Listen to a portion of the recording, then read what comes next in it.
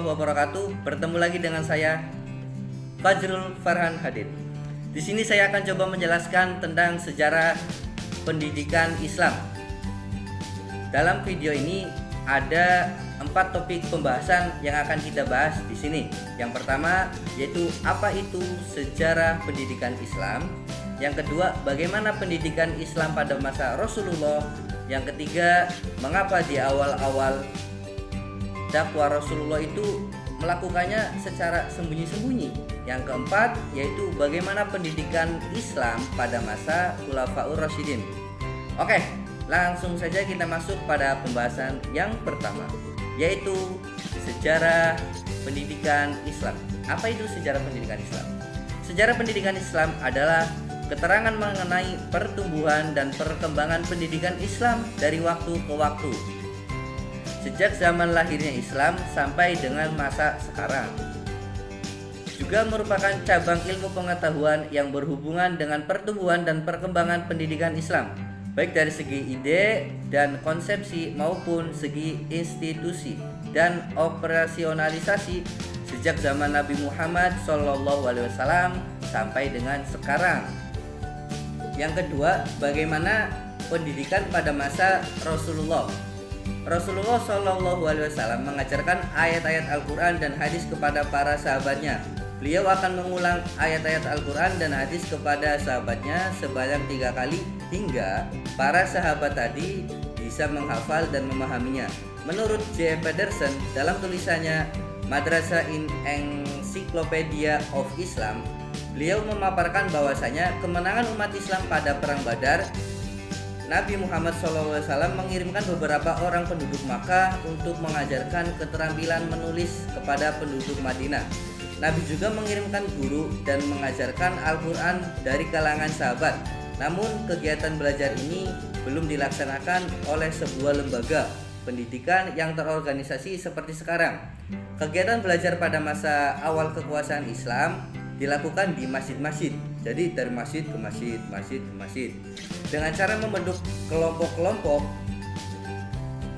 atau sistem ini biasa disebut dengan halaqah. Halaqah yaitu sistem belajar dan mengajar tanpa menggunakan kelas. Jadi misalkan ada di mana kita akan tetap belajar. Nah, sistem ini dinamakan halaqah. Halaqah juga di sini tidak ada meja, tidak ada buku, tidak ada papan tulis. Sistem halaqah ini mempunyai pengaruh yang besar dalam sistem pendidikan modern dengan nama adult education atau pendidikan dewasa. Yang ketiga, mengapa di awal dakwah Rasulullah itu melakukannya secara sembunyi-sembunyi, enggak secara langsung, tapi sembunyi-sembunyi.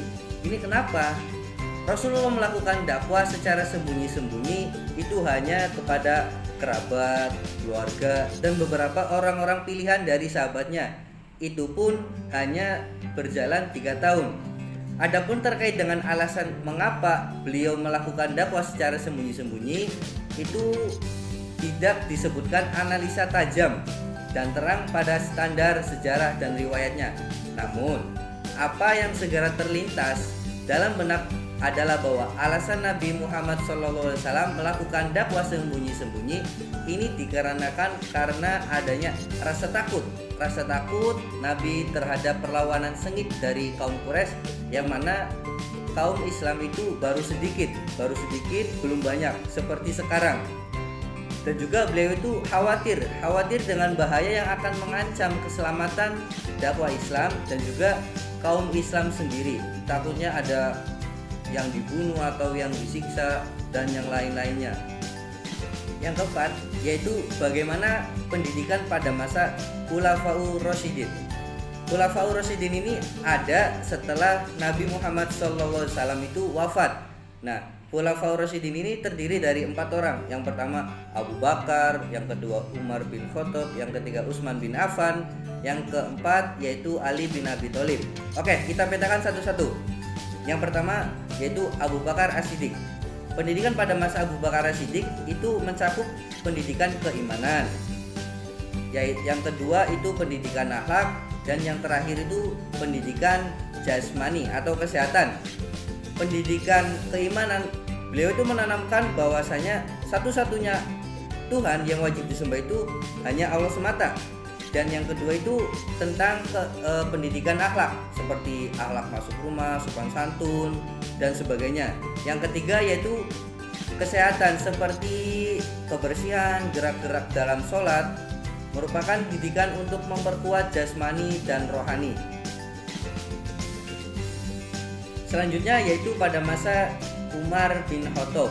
Pada masa ini kaum muslim sudah mulai mempelajari bahasa-bahasa asing, tidak hanya bahasa Arab semata, jadi ada bahasa-bahasa yang lainnya. Kenapa demikian? Karena sudah meluasnya wilayah Islam, jadi mau tidak mau harus paham dan bisa bahasa-bahasa asing lainnya. Nah, itu pada masa Umar bin Khattab. Selanjutnya yaitu pada masa Utsman bin Affan. Dalam sejarah pendidikan Islam yaitu membukukan Al-Quran dan menyatukan bacaan Al-Quran umat Islam yang berbeda satu sama lain karena bertambahnya daerah-daerah kekuasaan Islam, sehingga menyebabkan berkelainan dialeknya itu berbeda-beda satu sama lain karena daerahnya itu semakin bertambah.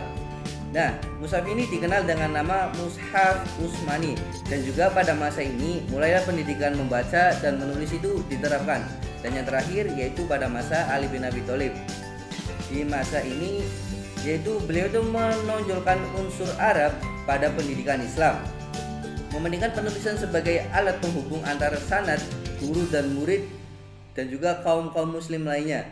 Dan juga beliau itu membuka pintu lebar-lebar untuk kaum muslim supaya belajar ke negara-negara asing di luar sana.